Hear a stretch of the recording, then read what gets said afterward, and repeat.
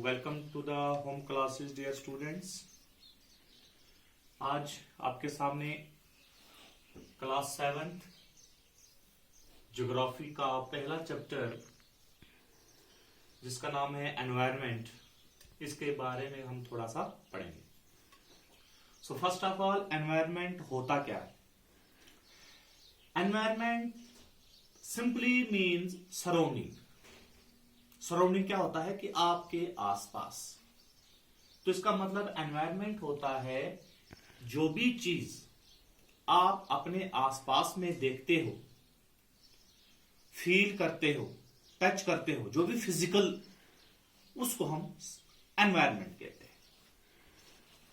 जैसे कि डेफिनेशन में बताया गया है, the place, people, things and nature that surrounds us is called environment. Definition में बताया गया है, प्लेस, पीपल, थिंग्स, कोई भी चीजें, या फिर जो नेचर है,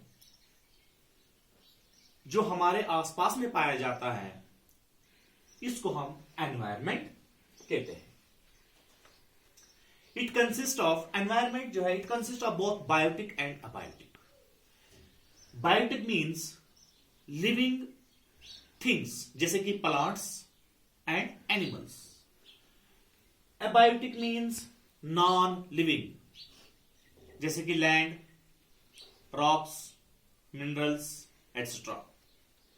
सो एनवायरनमेंट में दोनों चीजें आती हैं, बायोटिक भी और अबायोटिक भी, जानदार भी और बेजान भी। तो ये तमाम चीजें हमारे आसपास में पाई जाती हैं। ये तमाम चीजें मिलकर जो है एनवायरनमेंट बनता है।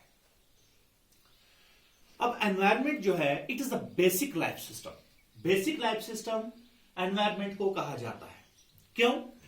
क्योंकि यही वो एनवायरनमेंट है जिससे हमें कुछ ऐसी चीजें मिलती हैं जिनके बेसिस पे हम जिंदा रहते हैं। खास तौर पर जो लिविंग ऑर्गेनिज्म है, चाहे वो प्लांट्स हो, एनिमल्स हो या फिर ह्यूमन बींग्स हो, जिंदा रहने के लिए हमें हवा, पानी और खुराक चाहिए।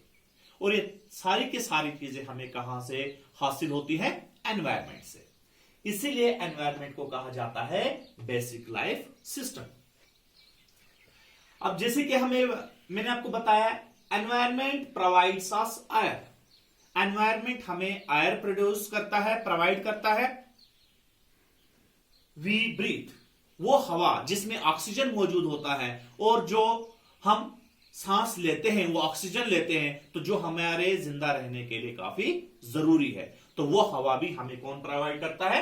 Environment. It provides us water, we drink.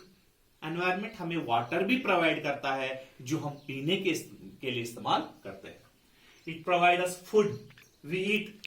और वो खुराक जो हम खाना खाते हैं जिंदा रहने के लिए, ताकत बढ़ाने के लिए, ग्रोथ के लिए, एनर्जी के लिए, वो खुराक भी हमें कौन प्रोवाइड करता है? एनवायरनमेंट ही प्रोवाइड करता है। And the land where we live, और ये पूरी की पूरी धरती, ये पूरी की पूरी जमीन जिसके ऊपर हम रह रहे हैं, चाहे एनिमल्स हों, प्लांट्स हों या हम ह्यूमन बींग्स हों, तो ये भी हमें कौन प्रोवाइड करता है? एनवायरनमेंट जो है हमें तमाम जो आवश्यक चीजें हैं जिंदा रहने के लिए, किसी भी लिविंग ऑर्गेनिज्म के लिए, वो तमाम की तमाम चीजें एनवायरनमेंट हमें प्रोवाइड करता है। सो इसीलिए एनवायरनमेंट को कहा जाता है बेसिक लाइफ सिस्टम। अगर एनवायरनमेंट ये बेसिक चीजें, जो बुनियादी चीजें जिंदा रहने के लिए लिविंग ऑर्गेनिज्म को चाहे वो प्रोवाइड ना करे, तो यहां पर जिंदगी जो है पॉसिबल नहीं है। नेक्स्ट हम पढ़ेंगे अब कंपोनेंट्स ऑफ एनवायरनमेंट। इसके कंपोनेंट्स अलग अलग कौन से पार्ट्स हैं जिनको मिला के एक कंप्लीट एनवायरनमेंट हम जिसको कहेंगे। So there are 3 basic components.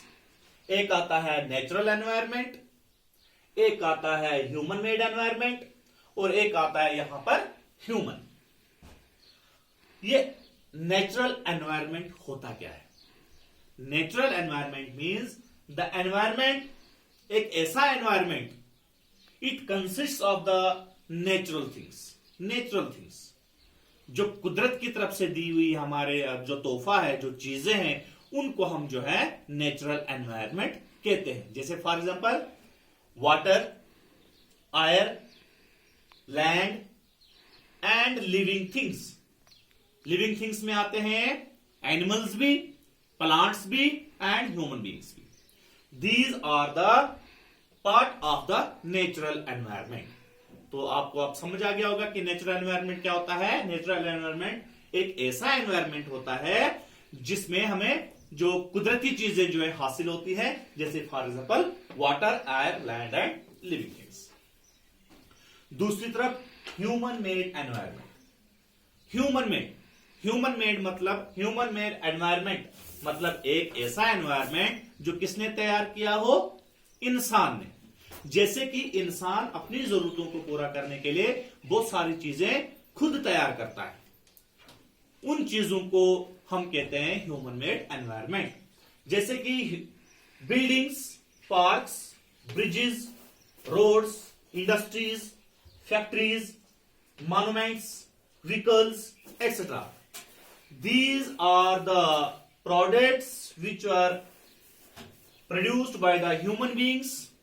ये इंसान की बनाई हुई वो चीजें हैं जिनसे इंसान जो है अपनी जरूरतों को पूरा करता है। So that is why this is called the human made environment.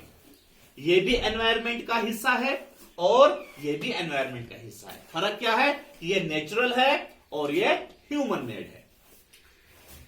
अब थर्ड आता है ह्यूमंस ये भी एक एनवायरमेंट का हिस्सा है। ह्यूमन जिसमें इंडिविजुअल्स आते हैं, फैमिली आती है, कम्युनिटी आती है, रिलीजन आता है, एजुकेशन आता है, इकोनॉमिक आता है, पॉलिटिकल साइंस आता है। So this is the third part of the environment, third component of the environment. अब हम यहां पर आते हैं, जैसे कि मैंने आपको कहा था कंपोनेंट नेचुरल एनवायरमेंट के जो मेन पार्ट्स हैं water, air, land and living things. अब यहां पर हम बात करते हैं hydrosphere. Hydrosphere is domain of water. Simply hydrosphere जो है उसको हम कहेंगे डोमेन ऑफ वाटर, मतलब वो एरिया जिस एरिया में पानी जो है मौजूद रहता है उस पार्ट को हम कहते हैं हाइड्रोस्फीयर। फॉर एग्जाम्पल जैसे दरिया है, नदी, नाले, समंदर, बड़े बड़े जजीरे, ओशंस वगैरह। So this is called the hydrosphere. ये भी एक इंपॉर्टेंट पार्ट है नेचुरल एनवायरमेंट का। एयर। अब है atmosphere. Atmosphere mean the thin layer of air which surrounds the earth. हवा की एक पतली सी चादर जो है जमीन के आसपास में फैली हुई है उसको हम कहते हैं एटमॉस्फेयर। नेक्स्ट लैंड, या फिर जिसको हम लिथोस्फीयर बोलेंगे। लिथोस्फीयर जो है नेचुरल एनवायरमेंट का वो पार्ट है, वो डोमेन है जिसको हम कैसे, फॉर एग्जाम्पल जो अर्थ है, the top most layer of the earth, the hot, जो सख्त बिल्कुल जो बाहरी क्रस्ट लेयर होता है अर्थ का, जो हार्ड होता है, उसको हम कहते हैं लिथोस्फीयर। ये जो लिथोस्फीयर होता है ये हमारे लिए इंपॉर्टेंट इसलिए है क्योंकि इट प्रोवाइड्स अस, ये लिथोस्फीयर जमीन का जो हार्ड पार्ट है ये हमें क्या प्रोवाइड करता है, it provides us forest, land for agriculture and human settlement. Earth का ये वो हिस्सा है जहां पर फॉरेस्ट उगता है जो कि हमारे काम आता है, खेती बाड़ी करने के लिए जो जमीन होती है वो भी यही है, और उसके अलावा जो ह्यूमन सेटलमेंट है, जो लोग जहां पर रहते हैं वो भी लिथोस्फीयर के इसी पार्ट पे रहते हैं। Last biosphere. बायोस्फीयर हुआ it is the narrow zone of earth. Earth का वो हिस्सा जहां पर लैंड, वाटर एंड एयर, ये तीनों चीजें आपस में इंटरेक्ट करती हैं in order to support the life. जैसे कि मैंने आपको पहले बताया था, लाइफ की एग्जिस्टेंस के लिए तीन चीजों का होना जरूरी है, एयर, वाटर एंड लैंड। तो ये तीनों चीजें जहां पर मिलकर मिलती हैं वहां पर जो है लाइफ की एग्जिस्टेंस की पॉसिबिलिटी होती है, क्योंकि जिंदा रहने के लिए वाटर की भी जरूरत है, एयर की भी जरूरत है और लैंड की भी जरूरत है, क्योंकि लैंड से जो है हम खाने पीने के जो पदार्थ हैं वो पैदा होते हैं। तो उस हिस्से को हम क्या कहते हैं, बायोस्फीयर। तो ये था आज का टॉपिक एनवायरमेंट। एनवायरमेंट मैंने आपको बताया सिंपल सराउंडिंग, आपके आसपास में जो भी चीजें पाई जाती हैं, चाहे वो जानदार चीजें हों या बेजान हों, चाहे वो इंसान ने बनाई हों या फिर कुदरती हों, तो उन सब चीजों को मिलाकर जो है वो एनवायरमेंट बनता है। उसके बाद मैंने आपको कुछ डेफिनेशंस बताई और यहां पर नीचे components, main components natural and the human made environment. तो इस तरीके से ये आपका टॉपिक यहां पर समाप्त होता है। नमस्कार।